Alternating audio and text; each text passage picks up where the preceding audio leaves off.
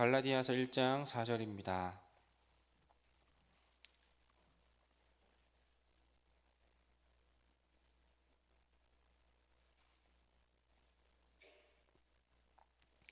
갈라디아서 1장 4절입니다.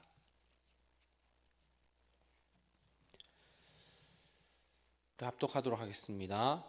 그리스도께서 하나님 곧 우리 아버지의 뜻을 따라 이 악한 세대에서 우리를 건지시려고 우리 죄를 대속하기 위하여 자기 몸을 주셨으니. 아멘. 신앙생활함에 우리의 어떤 궁극적인 목적이 우리가 하나님이 되는 것은 아닐 것입니다. 그런데 우리는 하나님께 간구하길, 하나님, 제가 하나님이 되게 해주세요 라고 그런 뉘앙스로 기도를 하는 경우가 종종 있는 것 같다 말입니다. 하나님의 은혜, 하나님의 은총, 그리고 그분의 공급하심이 우리 가운데 필요하게 되고 우리 가운데 요구되게 되는 것은 그냥 내 삶의 퀄리티를 조금 더 높여가고, 그래서 정말 내가 다른 것도 의지하지 않을 정도로, 그리고 내가 아무것도 힘들지 않을 정도로 내가 처한 삶에서 내가 좀 하나님이 되면 좋겠다라는 그런 마음이 아담에서부터 온 인류에 이르기까지 계속해서 그렇게 내려오는 것 같다 말입니다. 하지만 바울을 비롯한 많은 사도들이 전한 복음은 결코 그것이 아니었습니다. 그들이 전한 하나님의 말씀과 그들이 선포한 복음은 결코 우리가 하나님 되게 해주세요라가 아니라 하나님 주권 아래에 살게 해주세요입니다. 어제도 말씀을 나눴다시피 우리가 하나님께 무언가를 간구하기 전에 하나님께서 이미 우리에게 주신 것이 무엇인가를 우리가 알아야 한다라고 했고, 하나님께서 우리를 위하여서 이미 이루신 것은 무엇인가라는 것을 우리가 더욱더 명확히 알 때, 그럴 때 우리의 신앙의 방향성과 우리 신앙의 목적과 또한 우리 신앙의 그 동기를 더 명확하게 할 수 있을 거라고 생각했습니다. 그래서 우리가 적어도 간구하는 그것이 하나님께서 우리를 위해서 주신 것을 알고 하나님께서 우리를 위해 행하신 것을 안다면 우리가 지금 구하는 것은 조금 더 달라지지 않을까 기대를 하게 되는데요. 바울은 갈라디아서를 시작하면서 갈라디아 교회의 문제를 이제 6절 이하부터 진단을 하기 시작하는데요. 근데 그 전에 자기 자신을 소개했었죠. 그리고 자기의 사도됨은 사람으로부터가 아니라 오직 예수 그리스도와 그리고 그를 죽은 자 가운데 살리신 하나님에 의해서라고 했었습니다. 그리고 그 하나님이 어떠한 분이신가, 우리를 이 악한 세대에서 건지시려고 우리를 대속하기 위하여 자기 몸을 주신 분이라고 이렇게 이야기를 하고 있는 거죠.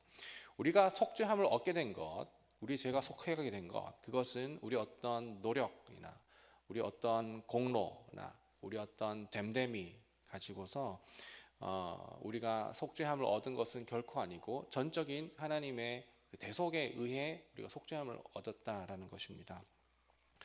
어제는 그 대속의 개념에 대해서 구약에 나타난 한 4가지 정도의 사건을 통해 그걸 좀 간단하게 살펴보았는데, 오늘은 그 대속에 내재된 그 2가지 개념에 대해서 좀 이렇게 선행된 그 2가지 조건을 전제 조건을 가지고서 좀 보려고 하는데, 하나는 우리에 대한 한계이고요. 또 하나는 뭐냐면 하나님께서 우리를 향한 그 한계 없는 사랑에 대한 것입니다.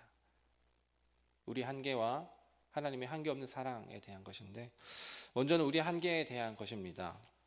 물에 빠진 사람이 수영을 하지 못해서 이렇게 허우적 거리면서 그렇게 좀 살려달라고 이렇게 외치고 있을 때, 그 사람에게 가장 필요한 것은 무엇일까요? 그 사람에게 수영 잘하는 방법 책자를 이렇게 축 던져줘서 이거 보고 공부해서 나와라 라고 하는 그것이 그 사람에게 얼마나 도움이 될까요? 물에 빠진 사람에게 필요한 것은 사실 수영 잘하는 방법, 책자 그런 것은 아닐 것이고, 오히려 그를 건지게 되는 밧줄이나 혹은 구조대일 것입니다. 우리가 물에 빠져 있는 상태에서 가장 필요한 것은 그야말로 건짐입니다. 건짐. 오늘 본문 4절 중반부에서 건지시려고 말에 대한 이 대전제는 무엇이냐면 우리가 무기력해서 우리가 아무것도 할 수 없고 우리가 스스로 그 물에서 나올 수 없다라는 것을 대전제하는 것이 우리를 건지시려고입니다. 우리가 스스로 못 나오기 때문에 우리를 건지시려고 그분이 우리 가운데 자기 몸을 내어주신 것이죠. 이스라엘이 애굽에서 극적으로 탈출할 수 있었던 그 결정적인 계기가 무엇이었죠? 그들이 이스라엘에서 그 바로를 이렇게 무너뜨리고 치밀하게 나오려고 했었던 그 어떤 탈출 계획에 의해서 탈출을 했었나요? 아니죠. 그들이 성실한 예배, 하루도 빠짐없이 하나님 앞에 성실한 예배, 완전한 예배, 온전한 예배를 드렸기 때문에 출애굽을 하나님께서 도우셨나요? 아니죠. 그들이 바로 열심히 그 애굽에서 노예 생활을 해서 비로소 바로에게 인정을 받았기 때문에 그래 이제 너희들은 해방해라 라고 해서 그들이 열심히 노력했기 때문에 출애굽을 했나요? 아니죠. 이스라엘이 극적인 출애굽을 한 것은 사실 이스라엘에게서 한 것은 단 하나도 없습니다. 이스라엘이 출애굽에 보탠 것은 단 하나도 없습니다. 전적인 하나님의 주권에 의해 출애굽한 것이죠. 그야말로 하나님의 주권에 의한 구원이었습니다. 우리로는 하나님을 만족시킬 수 없고 그리고 우리로는 하나님의 구원에 그 어떤 것도 보탠다거나 그 어떤 것도 뺄 수가 없습니다. 우리로는 하나님의 의를 획득할 수 없다라는 한계가 우리 가운데 놓여져 있다는 것이죠. 이것이 대속에 의한 두 가지 전제 조건 중에 하나가 우리 한계라는 것입니다. 우리 한계가 이제 전제 조건 한계가 이제 우리 한계였다면 또 다른 전제 조건은 뭐냐면 하나님의 한계 없는 사랑이라는 것입니다. 여러분들 혹시 사랑을 표현하실 때 어떻게 사랑을 표현하십니까? 누군가를 좋아하거나 누군가에게 마음을 표현할 때 나에게 있는 남는 거를 주시나요? 그리고 누군가 갖고 있는 거를 탈취해서 빼앗아서 그 사람에게 전달해서 주나요? 사랑하는 사람에게? 그렇지는 않습니다. 사랑하는 연인을 위해서 무엇을 해줘야 한다면 거저 해줄 수 없는 것은 없고 사실은 거의 나의 희생을 수반합니다. 사랑하는 자녀에게 무언가를 해주고자 했을 때 그 자녀가 정말 잘 성장하고 그리고 그 자녀가 정말 건강한 어떤 신앙생활 그리스도인 혹은 이제 이 땅에서 모든 것을 잘 누릴 수 있도록 하기 위해서 부모가 해줄 수 있는 것은 부모의 어떤 시간적인 부분, 감정적인 부분, 그리고 에너지적인 부분이 희생이 되어야만이 그 자녀가 자녀된다는 것이죠. 부모가 내 삶을 살기를 원하면서 자녀가 잘 되기를 바라는 것은 정말 쉽지 않은 부분입니다. 그런데 이제 그 사랑하는 대상에 대해서 그렇게 여러 가지 좀 희생을 하게 됐을 때 그 희생이 잘 모르겠어요. 잘 모르겠는데 부당하게 여겨지시지는 않을 거라고 생각합니다. 오히려 사랑하는 대상을 위해서 하는 그 희생은 부당하다라고 생각하기보단 아깝다라고 생각하기보단 그 자녀를 사랑하는 그 희생이 내게는 때로는 기쁨이 되기도 하고 기꺼이 하는 그 헌신이 되기도 하는 것이죠. 그래서 그 궁극적인 사랑에는 반드시 희생을 대가로 요구를 합니다. 그리고 그 용서에도 역시나 희생을 요구합니다. 용서한다라는 것은 반드시 그 모든 것에 대가가 수반이 되게 되는데 그 대가가 바로 자기 자신의 어떤 희생을 요구한다라는 것이죠. 그것이 이제 용서입니다.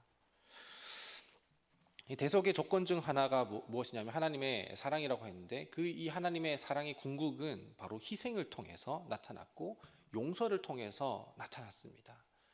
이 대속이 하나님의 용서가 없고 하나님의 사랑이 없다면 우리가 이 하나님 앞에 그 속죄함을 대속받을 수는 없다라는 것이죠. 그냥 하나님께서는 우리를 마음대로 살아라라고 그렇게 방치하지 않으십니다. 그분의 사랑하심의 방법은 희생과 사랑으로 나타났고 그것이 예수 그리스도의 십자가를 통해서 나타났다라는 것이죠. 하나님이 우리를 살리시려고, 그분의 자녀 삼으시려고, 백성 삼으시기 위해서 어떻게 하셨나요? 4절 끝자락에 보면 우리를 위해 자기 몸을 내어주셨다라고 했습니다. 그분의 내어주심을 통해서 우리에게 사랑으로서, 희생으로서의 대속을 보여주신 것이죠. 저는 아직 자녀가 없지만 아기를 둔 부모님들의 이야기를 종종 많이 듣게 됩니다. 자녀들이 아파하면 그 아픔을 차라리 부모인 내가 지면 좋겠다, 그렇게 이야기를 하게 되기도 하고요. 또 심지어는 그 자녀가, 아기가 죽을 병에 걸리게 됐을 때 차라리 그 병이 내게 있어서 내가 죽고 이 아기는 살면 좋겠다라는 것이 그 부모의 마음이라고 많이 들었어요. 주님의 죽음은 우리를 사랑한 희생의 죽음이었고, 그 죽음으로 인해 우리의 죄값이 치러지게 되었습니다. 그래서 예수 그리스도 안에 있는 자에게는 결코 정죄함이 없어서 그 안에 있는 모든 이들은 하나님 앞에 의롭다 하심을 얻게 되는 것이죠. 이제 앞으로 기회가 될 때마다 새벽에 갈라디아서를 쭉쭉쭉쭉 차례대로 살펴보게 될 것인데요. 우리가 이 바울의 사도됨이라든지, 그리고 특히나 이 복음 중에서도 이 대속의 개념, 대속의 의미에 대해서 우리가 바르게 좀 이해를 하고, 그리고 이제 앞으로 본문을 살펴보게 된다면 우리가 그 본문의 깊이를 더욱더 깊이 이해할 수 있게 될 거라고 생각합니다. 여전히 우리는 한계가 많아서 우리로는 스스로 하나님을 만족해 할 수는 없습니다.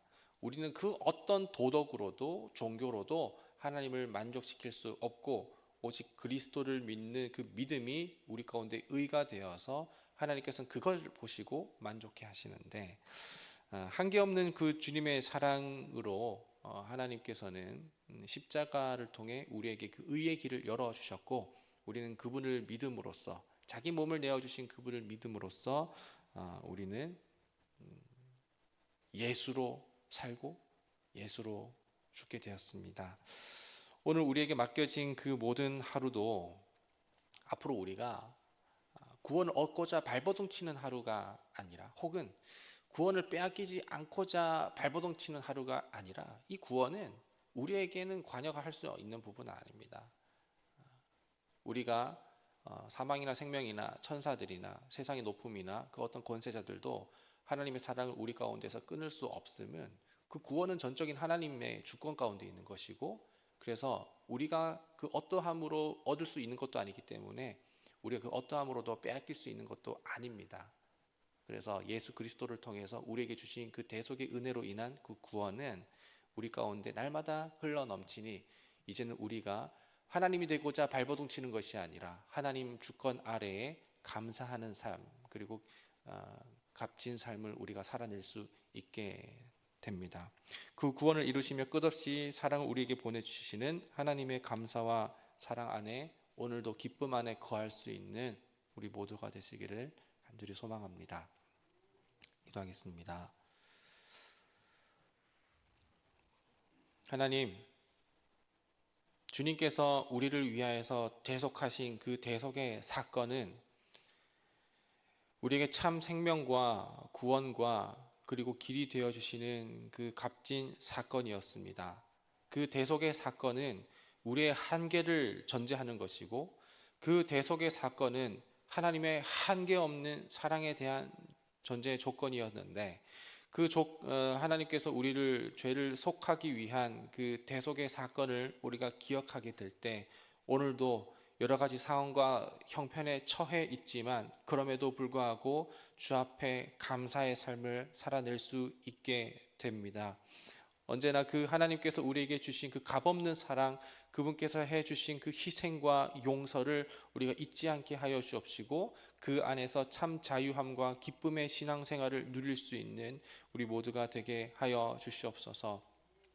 오늘도 주 앞에 나오게 될 때에 빈 마음과 빈손으로 나오지 않고 주 앞에 감사한 기도의 제목을 담아 또한 간구의 고백을 담아 주 앞에 드린 그 귀한 예물이 있습니다. 이 귀한 예물 가운데 이 쓰이는 곳이 하나님께서 하나님의 의와 하나님의 나라와 하나님의 영광이 드러나고 나타내는 곳에 귀하게 사용되게 하여 주시옵시고, 이 드리는 손길 가운데 언제나 자원하는 마음, 넉넉한 마음으로 주님 앞에 삶을 드리는 그 믿음의 고백의 손길이 계속해서 이어질 수 있도록 주님 축복하여 주옵시고 역사하여 주시옵소서. 모든 은혜 감사드렸고 거룩하신 예수님의 이름으로 기도드립니다.